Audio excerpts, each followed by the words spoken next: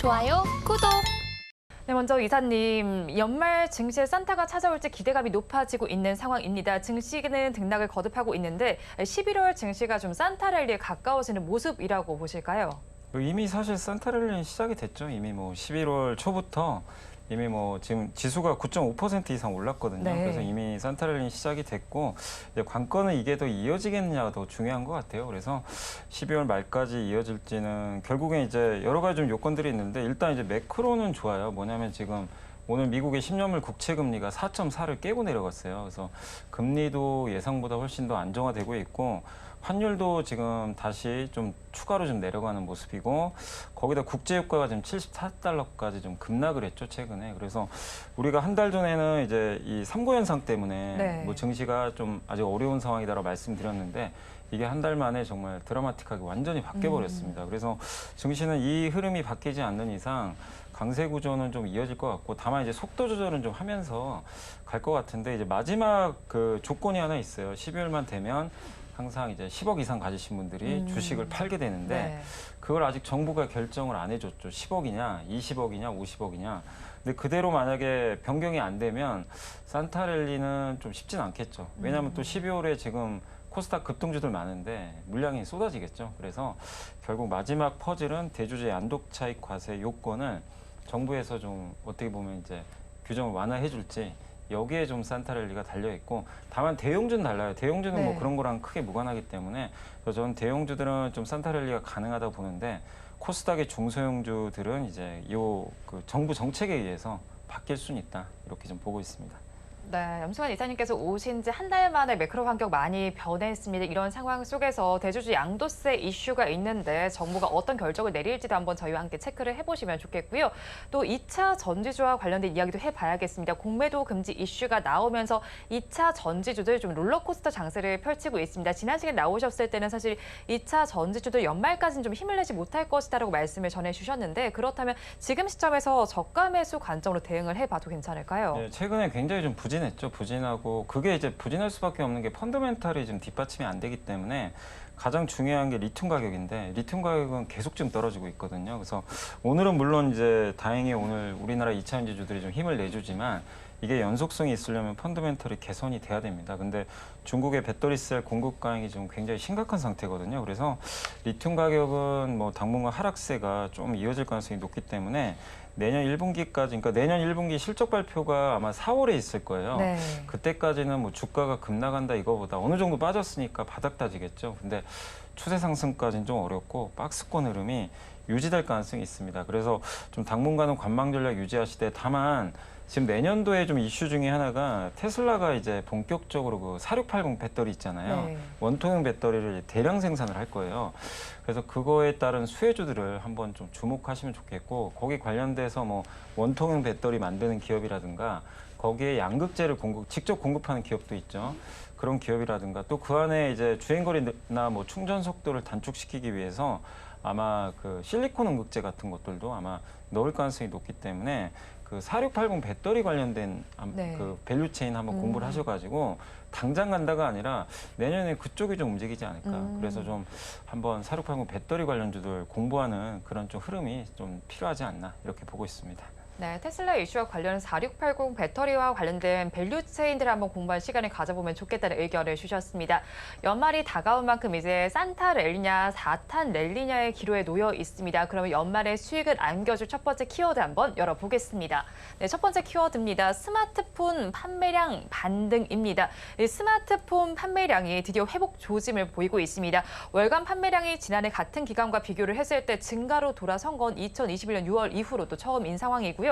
경기 침체와 좀 지정학적 리스크 속에서 최근에 스마트폰 시장은 좀 본격적인 변화점을 맞았다고 봐야 할까요? 그러니까 사실 여기가 너무 안 좋았죠. 뭐 그동안 뭐 중국뿐만이 아니라 글로벌 스마트폰이 계속 역성장을 하고 있는데 이게 이제 이번 10월에는 좀 돌아섰다라는 얘기가 들리니까 네. 일단 당연히 뭐 이 장기간의 부진 탈출은 조금 시작되지 않았나 이렇게 좀 보고 있고요. 특히 중국이 좀 주목을 해야 될 게 중국의 스마트폰 데이터가 9월까지 나와 있는데 9월에 출하량이 전년 동월 대비 61.3%나 급증을 했거든요. 근데 이 이유가 애플 스마트폰도 출시가 됐지만 화웨이가 이번에 신제품을 내놨는데 네.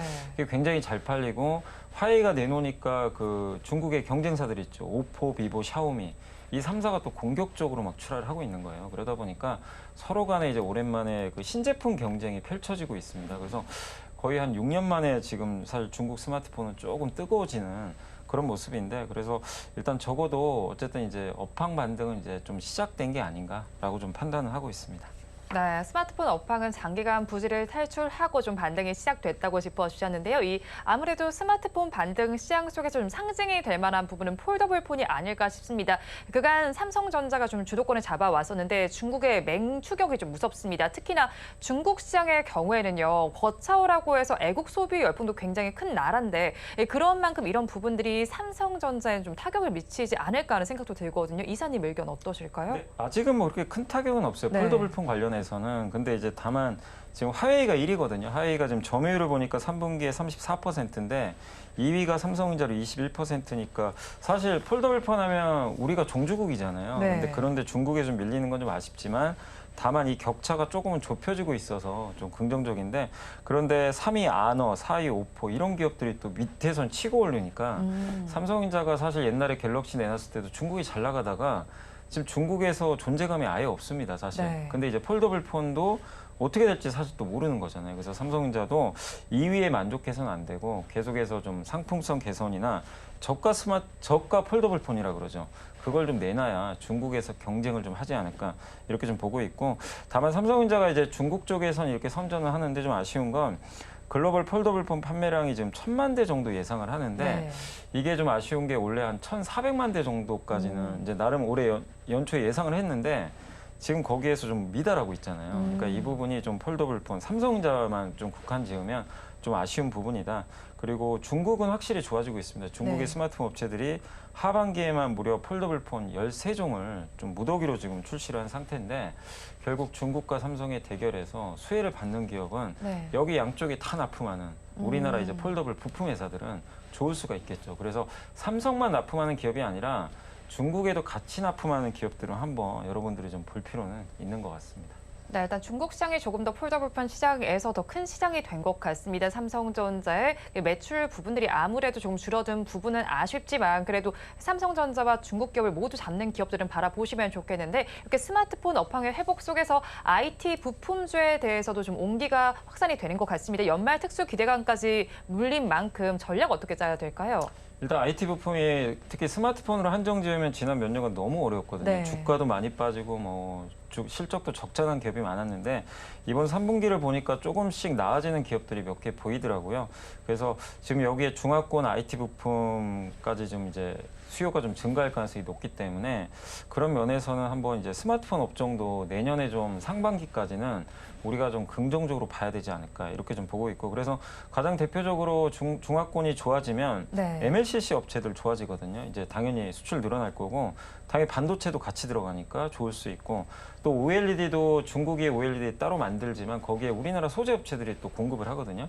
OLED 소재도 괜찮고 또 화웨이 쪽에 들어가는 한 업체가 있는데 3D 커버 글라스라고 이제 스마트폰에 들어가는 커버 글라스도 좋고 데코 필름은 뭐냐면은 이제 중저가 스마트폰은 뒤에가 플라스틱으로 돼 있는데 네. 이걸 이렇게 이제 입혀요 색깔을 그래서 네. 데코레이션 한다 그래서 데코 필름인데 그런 이제 필름 만드는 업체들도 중국에 납품을 하니까 그래서 여러분들이 이렇게 중국과 좀 관련된 기업들도 정말 이제 오랜만에 한번 봐볼 때가 됐다 이렇게 말씀을 드리고 싶습니다. 네, 드디어 중국과 관련된 기업도 보실만 하고 IT 부품주와 관련해서 관심을 확대해 보시는 것도 좋겠습니다. 그러면 두 번째 키워드도 열어보겠습니다. 두 번째 키워드입니다. 갤럭시 언팩입니다. 이 삼성전자는 이제 스마트폰 시장의 회복세 속에서 프리미엄 스마트폰인 갤럭시 S24의 출격 준비에 나서고 있습니다. 그런데 이번 신제품의 경우에는 온디바이스 AI가 탑재된다고 해서 조금 더 주목을 받고 있는 것 같아요. 최근 일주일 동안 이제 AI 시장의 성장세 속에서 온디바이스 AI가 주목을 받고 있는데 이 온디바이스 AI에 대한 개념부터 좀 정리를 해야 될 것 같아요. 그러니까 우리가 보통 지금 AI 많이들 활용하고 계시는 게 네. 뭐냐면 이제 인터넷상으로 우리가 그냥 뭐 챗 GPT나 뭐 네이버의 하이퍼클로버 X랑 이제 챗봇으로 대화하잖아요. 네. 그거는 이제 뭐냐면 인터넷이 다 연결돼 있죠. 그래서 클라우드 기반인데 이 온디바이스 AI는 인터넷 연결이 안 돼도 돼요. 안 되고 그 뭐 예를 들면 이런 노트북에 인터넷 연결이 안 돼 있거나 제 스마트폰에 인터넷이 연결이 안 돼도 이 자체 안에 AI 기능이 그냥 들어가 있습니다. 그래서 인터넷 연결 없이 그냥 기기 속에서 바로 내가 AI에 접목할 수 있는 그거를 그냥 바로 우리가 온 디바이스 AI다라고 좀 보시면 좋을 것 같고, 물론 이게 클라우드 기반은 아니니까 성능이 당연히 떨어져요. 클라우드보다는 떨어질 수밖에 없겠지만 그래도 어느 정도의 좀 필요한 기능들은 담겨 있다고 하니까 주목을 해보실 필요가 있고, 이걸 또 구현하기 위해서는 AI 전용 칩이 또 들어가야 되거든요. 네. 흔히 이제 신경망 반도체라고 하는 NPU가 또 필요하다고 합니다. 그래서 이 시장이 이제 내년부터 열리는 게 뭐냐면 삼성이 갤럭시 S24에 아마 이걸 탑재할 것 같더라고요. 그래서 온 디바이스 AI 시대가 이제 본격적으로 한번 열릴 수 있는데, 물론 이게 흥행할지는 알 수는 없지만 일단 이제 의미 있는 뭔가 출발점이 좀 나오고 있기 때문에 온 디바이스 AI도 여러분들이 하나의 또 새로운 어떤 신제품으로 보시고 또 공부를 해보시면 좀 좋을 것 같습니다. 온디바이스 AI 기기 안에서 AI가 실현이 되는데 새로운 신제품을 보고 접근하면 좋겠다는 의견을 주셨습니다. 삼성전자도 AI 기술을 접목하는데 이어서 뭐 중국에서도 역시나 스마트폰에 AI 기술을 탑재할 것으로 보입니다. 이렇게 된다면 반도체 산업 전반에 좀 변곡점이 될 수도 있을 것 같은데요. 네, 그러니까 지금 AI 같은 경우는 이제 학습한다 그러죠. 우리가 네. 데이터를 계속 주면 AI가 스스로 학습하고, 그러니까 뭐 챗 GPT나 이런 이제 AI랑 우리가 계속 대화를 하다 보면 이 챗 GPT라는 애가 계속 성장을 합니다. 네. 근데 만약에 아무것도 주입을 안 해주면 그냥 그대로 있을 텐데 AI가 그만큼 학습을 하는데 어느 정도 학습이 끝나면요 추론을 해야 돼요. 그걸 우리가 시험장에 가서 뭐를 하죠? 공부한 다음에 문제 풀죠. 이제 문제 푸는 시대가 내년부터 또 열린다는 얘기죠. 이게 바로 온 디바이스 AI의 역할이다. 이렇게 좀 보시면 좋을 것 같고, 그래서 이게 온 디바이스 AI 시대가 열리게 되면 당연히 스마트폰에 들어가는 메모리 탑재량이 증가합니다. 지금 보통 한 6GB 정도 메모리가 들어가거든요. 디램 같은 경우. 이게 최소 8에서 한 12GB로 늘어나요. 그러면은 만약에 12GB면 스마트폰이 2대 팔리는 거랑 똑같은 효과가 생기겠죠. 그래서 당연히 반도체한테는 좀 좋을 수밖에 없고, 또 아까 제가 NPU 신경망 반도체라고 했는데 네. 이거는 누가 따로 만드는 게 아니라 각 빅테크 회사들이 자체적으로 칩을 만들거든요. 그럼 칩의 종류가 굉장히 다양해지겠죠. 그럼 그걸 대신 만들어주는 뭐 TSMC나 삼성전자 같은 파운드리 회사들한테는 또 수요가 늘어나니까 좋을 수밖에 없다. 그래서 적어도 온 디바이스 AI 시장이 열리게 된다면 삼성전자를 비롯한 중요한 그 반도체 대형사들한테 상당히 좋은 어떤 새로운 시장이 열릴 수밖에 없는 그런 구조라고 좀 판단을 하고 있습니다. 네, 온디바이스 AI 시장이 열리게 되면 대형 반도체 회사들에도 수혜가 돌아갈 수 있다고 짚어주셨습니다. 또 AI 시장 하면 빼놓을 수 없는 게 샘 올트먼의 이슈입니다. 일단 오픈 AI에서 해고가 된 이후에 마이크로소프트로 간다는 소식 속에서 우리나라 AI 주들도 좀 들썩였기도 했었고요. 다시 또 복귀를 했습니다. 이런 점들이 AI 산업 전반에 어떤 시사점을 던져줬을까요? 사실 좀 저는 이제 처음에 이게 샘 올트만이 해고가 됐을 때 좀 걱정을 했거든요. 이 사람이 이제 AI를 주도적으로 이끌었고 기술 개발 이끌었는데 이 사람이 이제 뭐 보면 AI 뭐 윤리 문제 때문에 쫓겨났다 이런 네. 뉴스가 있었잖아요. 그 얘기는 뭐죠? 상업성을 좀 배제하겠다는 얘기잖아요. 네. 그 오픈 AI. 그러면은 결국엔 투자가 줄 수도 있거든요. 처음엔 좀 우려를 했는데 갑자기 마이크로소프트로 이제 이직한다는 얘기가 나왔고, 그러면 투자가 늘어나겠구나 했는데 다시 또 복직을 한다. 근데 이번에 복직한 거 보시면 가장 중요한 게 이사회를 자기가 원하는 사람으로 네. 바꿨죠. 그러니까 장악했다는 얘기는 결국 마이크로소프트의 영향력이 굉장히 크게 여기 들어갈 수밖에 없는데, 마이크로소프트는 비영리 단체가 아니라 영리 단체입니다. 그러니까 돈 버는 게 목적이에요, 사실 어떻게 보면. 그러면 AI 투자를 통해서 굉장히 오픈 AI 가치를 더 키울 수밖에 없는 상황이고, 그렇게 되면 AI 투자는 더 많이 들어가겠죠. 그래서 이거는 생성의 AI 투자가 더 늘어날 수 있다라는 그런 어떤 신호탄으로 또 한 번 작용할 수 있기 때문에 역시 뭐 반도체 업종에는 또 굉장히 중요한 어떤 긍정적인 이벤트가 되지 않을까 이렇게 판단을 하고 있습니다. 네, 샘 올트먼의 사람들로 좀 이사회가 구성이 됐는데 반도체 네. 업황 전반에 긍정적일 것이다라고 정리를 해주셨고요. 또 골드만삭스의 경우에도 내년 같은 경우에는 AI와 소프트웨어 산업에 대해서 좀 긍정적 전망을 하고 있습니다. 이제 AI 산업은 걸음마 단계를 지나서 본격적인 개화 단계에 들어가고 있는데, 그럼 장기적인 관점으로 저희 어떻게 바라보면 좋을까요? 일단 이제 생성의 AI는 우리가 지금 보통 그냥 채팅하는 거잖아요. 네. 이제 텍스트 투 텍스트인데 그게 아니고 요즘에 나오는 이제 기능들은 챗 GPT가 이제 뭐 3.5, 4.0으로 진화하면서 뭐가 바뀌냐면, 내가 그림 그려달라고 하면 실제 그림을 그려줍니다. 네. 이미지로 가고, 어떤 AI 같은 경우는 이 텍스트로 예를 들면 바닷속 영상 한번 보여줘 그러면 자기가 직접 영상을 만들어줘요. 네. 그런 시대까지 가거든요. 그러니까 한마디로 텍스트가 아니라 이제 영상, 이미지 영상까지 가니까 그러면 굉장히 고사양화된 그런 반도체 칩이 더 많이 필요하고 그런 이제 이미지 영상 처리 반도체 기업들의 어떤 이제 성장이 더 돋보일 수밖에 없는 것 같습니다. 근데 이 이미지 영상 처리 반도체 만드는 기업들, 뭐 설계 자산 IP나 이걸 이제 설계하는 기업들 같은 경우는 이게 또 어디에 들어가면 자율주행에도 들어가요. 자율주행 같은 경우는 영상 이제 우리가 카메라로 보는 거를 차가 정확하게 인식을 해야 되잖아요. 네. 똑같은 거죠. 그러니까 이게 생성형 AI 플러스 자율주행까지 접목이 되니까 저는 이 시장은 굉장히 좀 커질 수밖에 없다. 그래서 이제 막 초기 단계니까 물론 최근에 좀 주가가 올라서 약간 부담은 네. 됩니다. 그렇지만 어느 정도 조정이 나온다면 이쪽과 관련된 기업들도 또 관심을 가져보시면 좋을 것 같습니다. 네, AI 시장 이제 텍스트에서 이미지와 영상까지로 진화되는 만큼 관심을 계속해서 가져보시면 좋겠습니다. 그러면 이제 마지막 키워드까지 열어보겠습니다. 마지막 키워드입니다. 국제 유가입니다.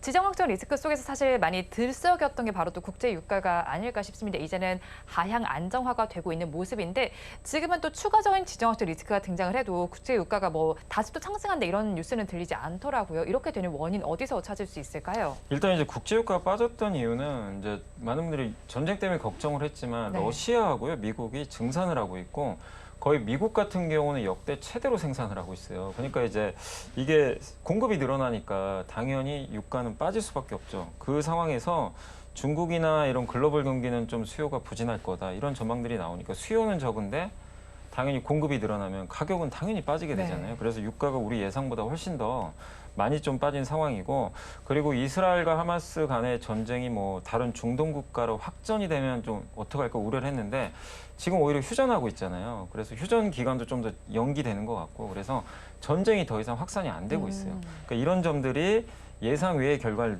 이제 일으키면서 국제 유가가 예상보다 훨씬 더 많이 빠지고 있고 또 오펙 플러스 회의도 연기되다 보니까 네. 그거 역시도 유가에는 악재로 좀 작용을 하고 있는 것 같습니다. 네, 이사님께서 말씀해 주신 것처럼 11월 26일로 예정이 되어 있었던 오펙 플러스 회의가 좀 연기가 됐습니다. 이런 점이 아무래도 국제 유가 하방 압력을 좀 작용을 시킨 것 같은데 이렇게 오펙 플러스 회의가 연기된 배경부터 좀 살펴봐야 될 것 같아요. 속내는 어떤 걸까요? 그러니까 한마디로 이제 학급에 그 회장 있잖아요. 네. 회장 말 안 들어요 지금.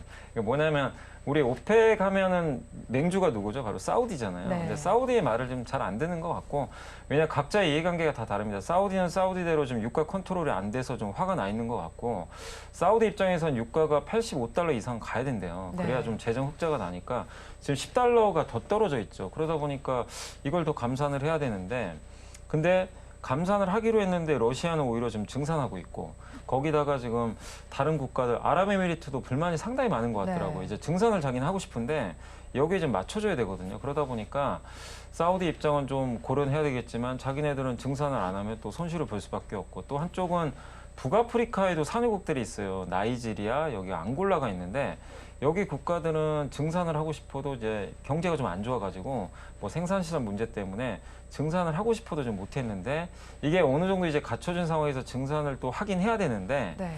이게 지금 또 여기서 감산을 추가적으로 또 해버리면 그러니까 지금 사우디가 원하는 거는 추가 감산이거든요. 근데 북아프리카 이쪽의 산유국들한테 또 감산 더해라.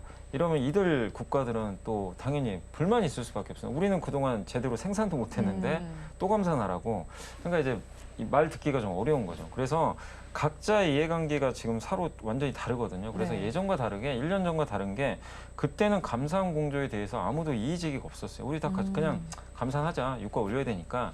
근데 지금은 서로 1년이 좀 지난 시점에서 감산을 굳이 해야 되나? 우리는 우리만의 이해관계가 있고 네. 이러다 보니까 이 유대관계가 많이 약해진 것 같아요. 그래서 감산 공조에 대한 공감대 약화로 지금 오펙 플러스 회의가 연기된 것 같고 물론 이제 내일 모레 결과가 나오겠지만 뭐 감산을 할 가능성은 높지만 사우디가 원하는 만큼의 감산이 될지 그건 좀 미지수라고 좀 보고 있습니다. 네, 네. 감산을 할 가능성이 높긴 하겠지만 사우디가 원하는 만큼은 아닐 수 있다고 짚어주셨고 각자의 이해관계가 굉장히 다른 것 같습니다. 그렇다면 뭐 국제유가 전망하기는 어렵지만 어느 정도로 좀 예상을 하실까요? 레인지를 좀 제시를 해주신다면요. 사실은 이제 저는 국제유가 70달러 밑으로 갈 것 같지는 않고요. 네. 근데 물론 이제 이번에 오펙 플러스 회의에서 뭐 이 예상보다 감산 규모가 적거나 아예 감산을 안 한다라는 식이 나오면 70달러 네. 깨고 내려가 버리겠죠. 근데 그럴 가능성은 높진 않아 보이고 그래서 일단 밴드로 봤을 때는 지금 정도는 바닥으로는 봐요. 근데 이제 그렇게 또 보는 근거 중에 하나가 두 개가 있는 게 뭐냐면 일단 이제 미국 같은 경우는 전력 비축유 매입을 해야 되는데 전력 비축유를 그동안 많이 방출을 하다 보니까 지금 이제 그 갖고 있는 전력 비축유가 얼마 안 남았거든요. 채워야 됩니다. 근데 네. 이 단가를 얼마 전에 원래 68달러에 매입하기로 했는데 이걸 바꿨어요. 79달러로. 그럼 79달러면 지금 74거든요. 그럼 지금 사도 이 레인지 밑에 있으니까 미국은 아마 이걸 매입을 하려고 할 거예요. 그럼 이거는 수요가 늘어나는 거잖아요. 네. 그래서 일단 유가 하방을 다지는 요인 중에 하나고 또 한 가지가 얼마 전에 중국에서 부동산 부양책 얘기가 좀 나왔거든요. 네. 중국이 지금 부동산이 너무 안 좋잖아요. 그래서 우리나라 돈으로 500조 정도 들여가지고 지금 미완공된 중국의 아파트 같은 걸 완공하기 위해서 네. 돈을 한 500조 투입할 것 같다. 이런 이제 블룸버그 보도가 있었습니다. 근데 중국이 부양책을 쓰면 당연히 원유 수요에 플러스 효과가 생기겠죠. 그래서 이 두 가지 때문에 이게 유가를 올린다라기보다는 방어를 해주는 역할을 할 것 같아서 저는 한 70달러 여기 중반 정도에서 네. 좀 지지가 될 것 같고 그리고 올라간다고 해도 85나 뭐 90을 가긴 좀 어렵고요. 그건 이제 공급이 진짜 줄어야 되는데 네.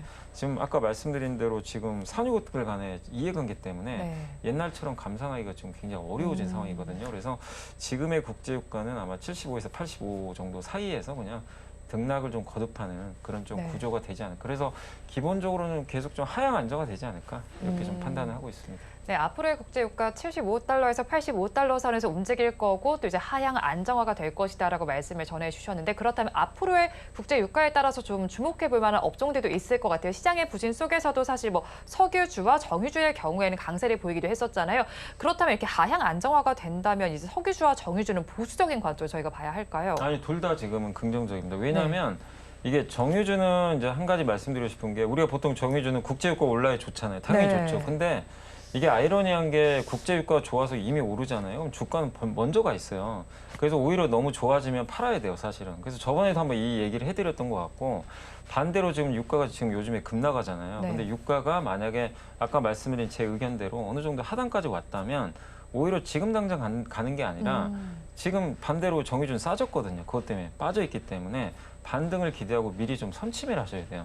그리고 나서 어느 정도 주가가 10에서 20% 오르면 좀 짧게 트레이딩 하셔야 됩니다. 그래서 정유주는 절대 장기 투자는 안 되고요. 왜냐하면 구조적으로 성장하는 산업이 아니기 때문에 다만 역발상 투자를 하셔야 된다. 네. 유가 안 좋을 때 투자를 하시고 유가가 오히려 좋아져서 주가가 미리 가면 오히려 정리를 하시고 아, 근데 그거를 그냥 유가 좋으니까 따라가시고 사실 오르면 사고 싶잖아요. 예, 근데 그걸 그대로 그냥 네. 보이는 대로 하시면 거의 필패입니다. 그래서 정유주는 반대로 역발상 투자를 항상 하셔야 되니까. 근데 지금 구간은 그럼 역발상 투자하기 좋은 구간이죠, 사실은. 네. 그래서 또 정유주는 아시겠지만 배당도 좀 많이 주는 편이잖아요. 그래서 저는 지금 정유주는 주가 올라간다고 당장 베팅하는 게 아니라 그런 면에서 한번 선침해 볼 만하다 이거고 석유화학도 좋을 수 있는 게 네. 유가가 이렇게 안정화되면 원유를 쓰잖아요. 그럼 당연히 좋아질 수밖에 없어요. 그러니까 원가가 절감되고 석유화학은 또 우리나라는 중국 경기가 중요하죠. 네. 아까 제가 부동산 얘기해드렸잖아요. 중국 경기가 좀 살아난다면 석유화학 수요는 늘어날 수가 있는 거죠. 그리고 내년에는